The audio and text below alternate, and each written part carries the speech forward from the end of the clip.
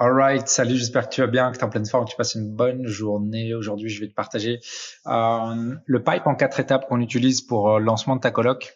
Euh, c'est clair que la colocation, c'est un mode d'exploitation qui est hyper intéressant dans le sens où on peut vraiment aller augmenter les revenus, mais aussi avec des process internes. La gestion peut être quasiment de zéro et tout peut être complètement délégué. Donc, on adore vraiment la colocation pour notre part.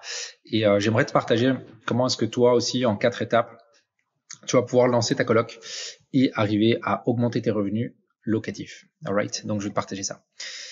Step 1, premier step qu'on va voir, c'est évidemment la recherche du bien. Alors, c'est important que je te parle de la recherche de la coloc parce que évidemment, c'est important que tu te positionnes sur le marché qu'il faut. C'est important que tu saches qu'est-ce que tu dois chercher. D'accord? Donc, la première chose, c'est la localisation. Comme tu sais, en immobilier, comme on le dit en anglais, c'est location, location, location. La localisation de ton bien, c'est un des critères les plus importants. Donc, si tu arrives à avoir une colocation qui se trouve dans une localisation parfaite par rapport à l'étude de marché que tu as réalisée, c'est nickel, ça va être bingo. D'accord? Principalement, tu vas devoir te focus sur des zones étudiantes ou des pôles où il y a de l'économie. D'accord? Pourquoi? Parce que les colocations sont majoritairement louées par des étudiants ou par des personnes, tu sais, qui vont faire des stages, qui vont faire voilà, qui vont venir en entreprise pendant quelques temps, etc. Donc voilà. Si tu arrives à te focus sur des pôles en termes de localisation comme ces deux-ci, à coup sûr, tu seras un big success.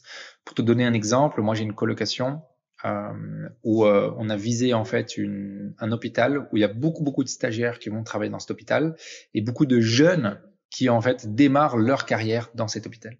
Et du coup, ça fonctionne très bien. Ils sont à 10-15 minutes en transport en commun de l'hôpital et sur un marché qui a un prix relativement accessible, si je peux dire. Donc la rentabilité est très bonne.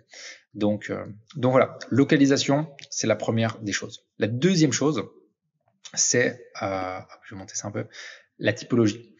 En fait, si tu veux, le bien que tu recherches en colocation, c'est vraiment un bien où tu vas avoir des espaces qui vont être optimales pour créer une colocation qui va faciliter le fait que les colocataires viennent louer chez toi.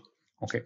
Donc ça, c'est très important de savoir, c'est que, et là je te donne quelques datas qui peuvent t'aider, t'aiguiller. Pour 100 mètres carrés, on peut loger 3 personnes facilement. Pour 120 mètres carrés, 4 personnes.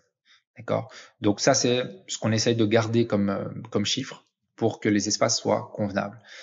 Il faut savoir que au niveau de la typologie des espaces, ce qui nous paye en tant que quand on achète un bien de colocation, c'est les chambres. D'accord?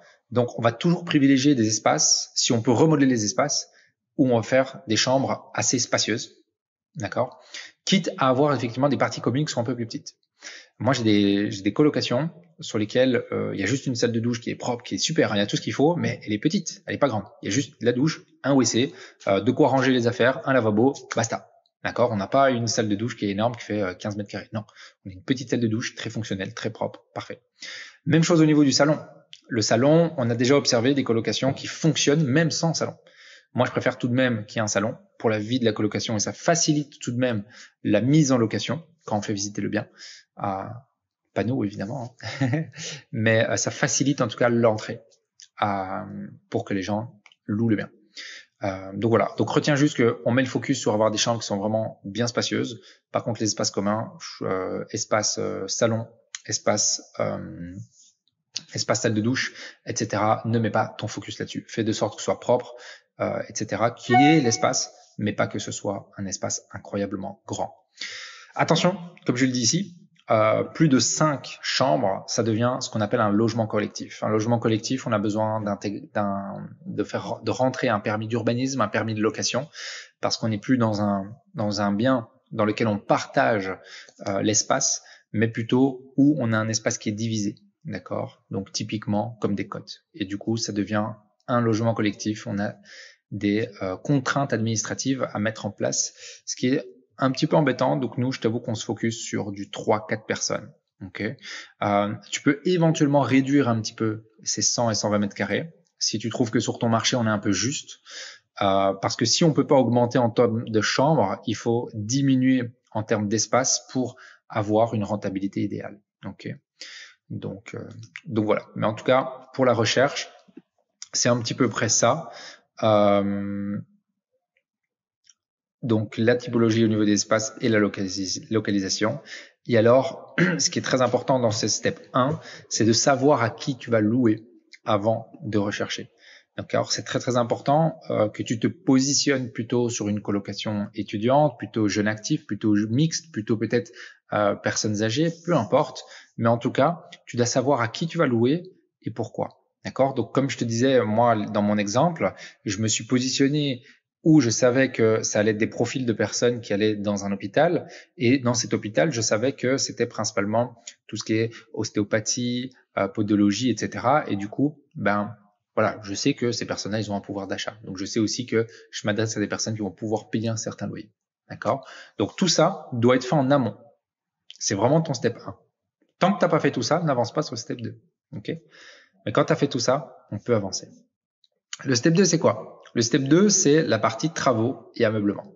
Donc, dès que tu as trouvé un bien, ce qui va se passer, c'est que tu vas pouvoir faire tes travaux et ameubler. Ce qui est très important, c'est la distribution des espaces. On en a déjà parlé un petit peu plus haut, de pouvoir avoir tout ce qu'il faut, donc salon, cuisine, petite salle à manger, ainsi qu'une salle de douche, ainsi que les chambres. Mais les espaces à nouveau qui nous rapportent de l'argent, c'est les chambres. Donc, mets le focus là-bas. L'ameublement, tu vas te dire, OK, comment est-ce qu'on ameuble, Arnor, qu'est-ce qu'on met, qu'est-ce qu'on met pas? Il y a 3 stratégies. Stratégie numéro 1, c'est vrai que je vais la mettre ici en fait. Stratégie numéro 1, c'est aucun meuble.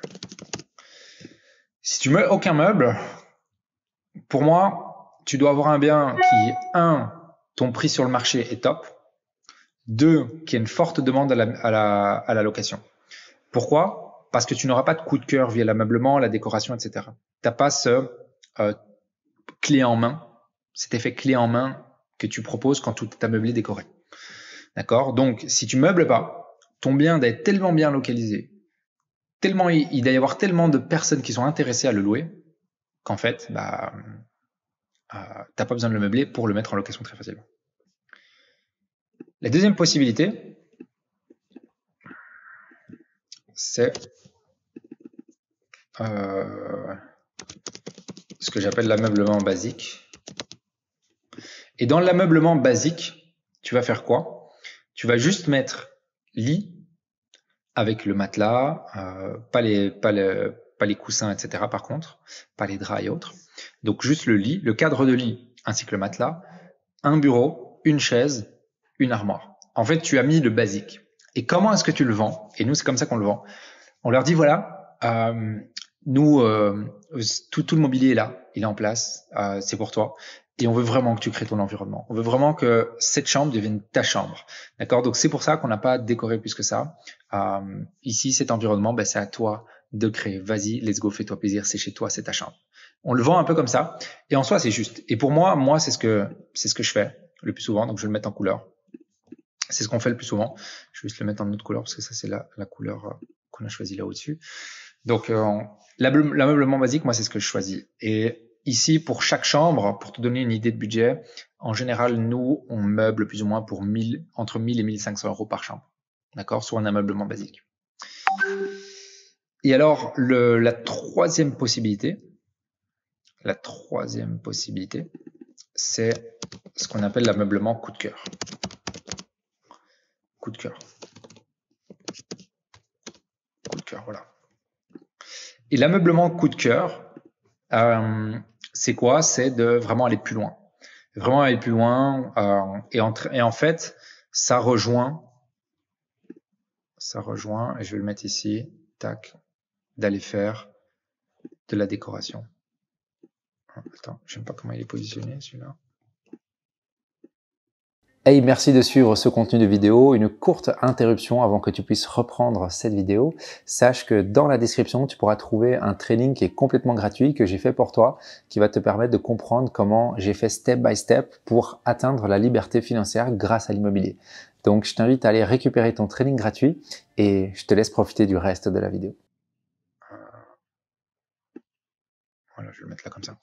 Ça rejoint de rentrer dans la décoration. Donc, tu peux t'arrêter ici à juste bien distribuer tes espaces et ameubler sur une des 3 versions. Ou alors, tu peux aller plus loin, aller chercher du coup de cœur et tu vas décorer. D'accord? L'avantage d'aller dans cette étape-là des décorations, mais on va parler du homestaging après, c'est que la personne, tu l'aides à se projeter.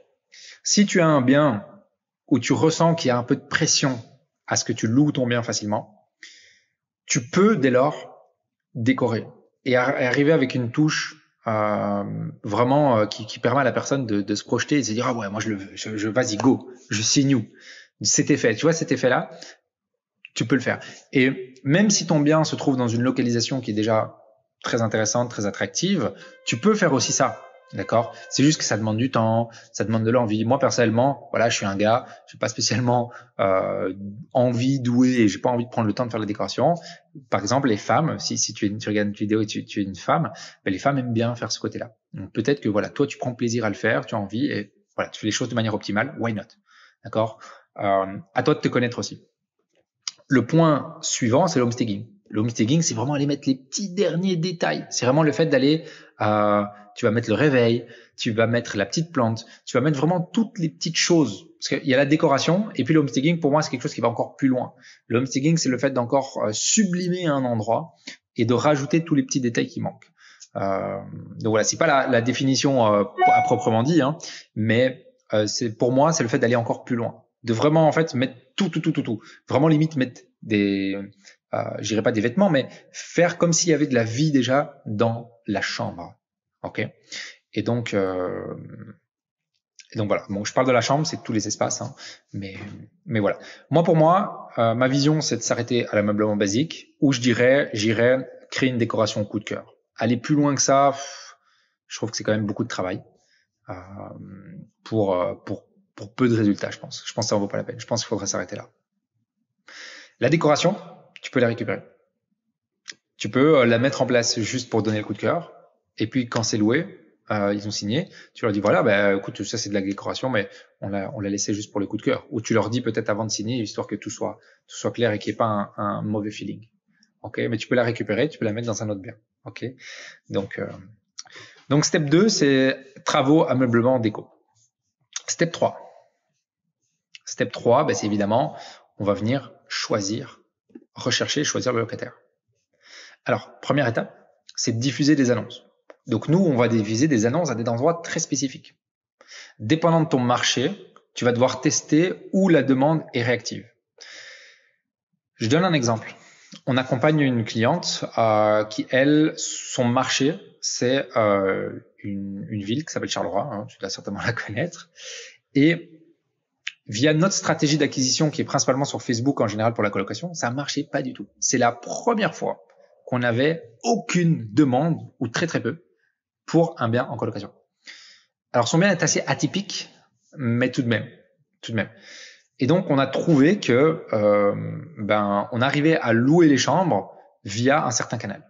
Donc tu devras trouver, vraiment diffuser, pour moi tu dois diffuser partout tes annonces et voir où tu as le plus de réponses, et le plus de réponses surtout qualifiées.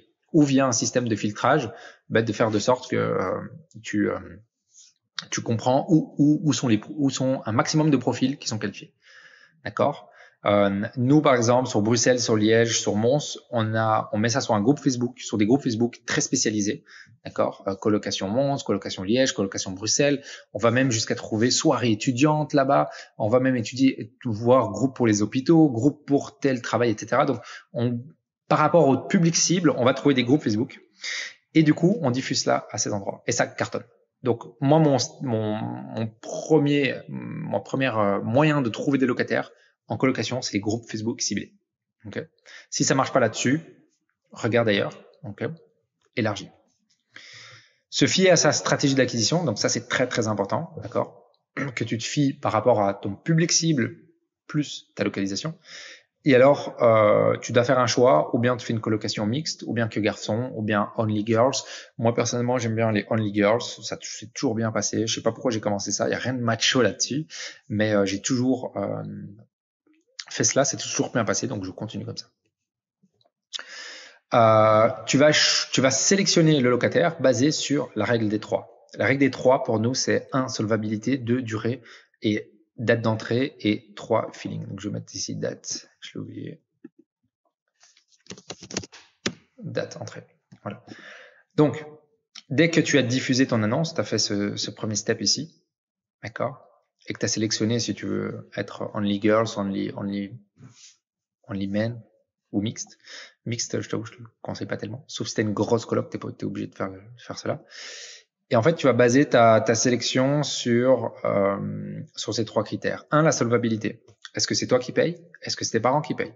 D'accord. Si tu vois qu'il est purement étudiant, demande éventuellement à ce que les parents soient garants. 2, la durée du contrat. D'accord. Nous, on veut absolument que la durée du contrat soit de 12 mois. Si c'est pas 12 mois et que lui, par exemple, il veut 6, 8, 10 mois, il s'engage à trouver quelqu'un qui reprend sa chambre pour au minimum la même durée que lui. Ça, on le contractualise. Ce qui est important aussi, c'est la date d'entrée. Quand est-ce que tu veux rentrer? Si nous, notre bien ici, alors où je fais cette vidéo, on est le 22 juin. Si on cherche une personne pour le 1er juillet, ben, on va privilégier les personnes qui rentrent le plus rapidement possible. Okay. Et la troisième chose, c'est le feeling et la vibe de la coloc. Très, très important de créer une atmosphère de colocation qui soit agréable pour tout le monde.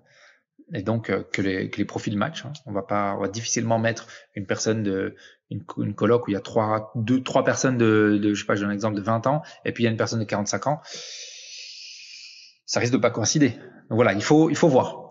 Parfois ça peut, parfois pas, mais il faut voir. Donc c'est pour ça que le feeling, ta capacité à pouvoir comprendre les profils, reconnaître les profils et voir si ça va bien matcher, les faire se présenter. Peut-être s'il y en a déjà des colocs qui sont déjà dans la colocation, why not les déjà faire présenter, demander l'avis aux colocs déjà présents, ça c'est important aussi. D'accord. Donc voilà pour ce step 3. Donc là, tu sais rechercher et choisir ton locataire. Et le dernier step, c'est le lancement de ta coloc. On va lancer ta coloc. Donc on a ici 3 steps. 1, signature du bail. 2, pack de location. 3, organisation et système de la coloc. Qui est en fait assez relié, j'ai envie de dire, au pack de colocation. Parce que l'organisation et le système, en fait, va être rédigé sur le pacte de colocation. Pacte de colocation, c'est quoi? C'est une documentation officielle pour une colocation, quand tu fais en tout cas un bail de colocation solidaire, qui régit toutes les règles dans la colocation. Donc, qui doit sortir les poubelles à quel moment, qui doit faire ça, etc. D'accord? Tu peux en trouver très certainement en googlant. Si tu as besoin d'un exemplaire, tu peux aussi m'envoyer un petit message. Et du coup, ici, on a la signature du bail. Et tu as le choix entre faire bail solidaire. Donc le bail solidaire, c'est le pur bail de colocation où ils vont donc être solidaires du loyer. Ça veut dire que s'il y en a un qui ne paye pas son loyer, ben, tous les autres sont responsables. Ça peut être évidemment toi en tant que propriétaire et bailleur, ben, ça te protège pas mal. Par contre, les locataires, parfois, ils buguent un peu là-dessus. Et alors, il y a le bail par chambre aussi que tu peux faire. Bail par chambre qui te permet tout simplement de louer à la chambre. C'est complètement faisable, hein, c'est pas illégal. Et là, le locataire recherche le prochain coloc. Ouais. Et ça, c'est quelque chose qu'on met ici dans tout nos baux. Que ce soit un bail solidaire ou un bail par chambre, on notifie dans le contrat et verbalement, on le dit aussi à nos colocataires, peu importe sur n'importe quelle formulation du bail, que c'est eux qui vont trouver la personne qui va reprendre leur chambre. Et c'est très marrant parce que ils ont pas, à la base, légalement, ils sont pas obligés, surtout dans un bail par chambre. Mais en fait, c'est tellement dans la vibe, c'est tellement normal pour eux qu'ils sont OK avec ça, en fait. Et du coup, ce qui se passe, c'est que nous, on a mis un système en place qui fait que les colocataires font les visites, donc ils filtrent, ils font les visites, et puis ils nous envoient, nous, les profils qui sont intéressants avec une fiche candidat plus une vidéo de la personne. Et nous, on observe, et si on veut éventuellement faire un petit visio avec la personne très rapide, on peut, mais en général, même juste avec sa vidéo plus la fiche candidat locataire, nous, on valide à distance, on a juste observé quelques fiches, on dit OK, on prend celui-là, ça va aller pour la coloc, let's go. D'accord? Donc on valide toujours nous, mais ça nous demande très très peu de temps parce qu'on a mis en place un process qui permet à nos colocataires de faire les visites et de nous proposer des profils qui sont intéressés et intéressants. Donc voilà, ça c'est notre 4 steps pour le lancement de ta coloc. Si tu fais tous ces steps dans l'ordre, en fait, tu auras une coloc vraiment qui va être... tu auras trouvé en tout cas une bonne coloc et tu vas bien pouvoir la débuter également. Encore faut-il bien pouvoir la gérer maintenant et ce sera certainement sur une prochaine vidéo que je te partagerai ça avec grand plaisir. Mais en attendant, tu sais déjà comment lancer ta coloc avec ces 4 étapes. Ok, j'espère que cette vidéo a pu t'aider, a pu t'apporter de la valeur. On se retrouve très vite dans une prochaine et sinon, on se dit à bientôt.